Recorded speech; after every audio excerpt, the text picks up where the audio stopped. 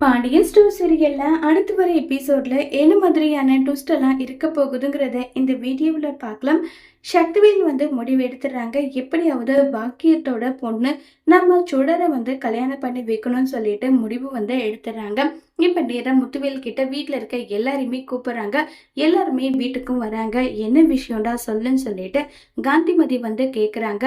என்னுடைய குமாருக்கு நல்ல இடத்துல பொண்ணு பார்க்க போறேன். அவளுக்கு கண்டிப்பா கூடி சீக்கிரம் கல்யாணம் நடக்க போகுதுன்ற மாதிரி சொல்றாங்க. என்ன இப்படிப்பட்ட ரவுடி பையனுக்கு யாருனே பொண்ணு கொடுப்பான்னு சொல்லிட்டு பழனி கேக்குறாங்க.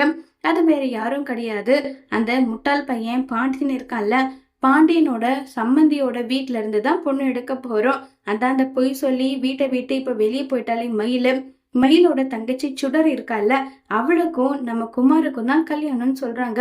இத கேட்டதுமே உடனே குமாருக்கு ஷாக் ஆயிட்டு, அப்பா என்னப்பா என்னப்பா சொல்றீங்கன்னு சொல்லி ஷாக்கிங்ல குமார கேக்குறாங்க. ஆமாடா நான் சொல்றது உண்மைதான் சொல்லிட்டு சொல்லிக்கிட்டு இருக்காங்க.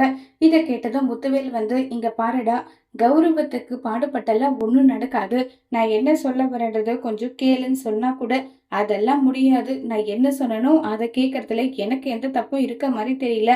என்னுடைய பையனுக்கு நான் முடிவு பண்ணிட்டேன், கல்யாணம் செஞ்சுதான் ஆகணும், நான் முடிவு பண்ணிட்டேன்னு சொல்லி அவ்வளவு கோபமா சொல்றாங்க.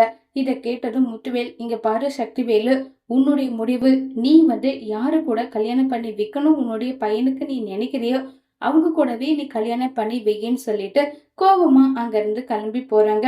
இத கேட்டு ரொம்பவே பயங்கர டென்ஷன்ல இருக்காங்க குமாரு. என்னால அரசை தவிர வேற யாரையும் ஏத்துக்க முடியாதுன்னு சொல்லி ரொம்பவே வருத்தத்துல இருக்காங்க.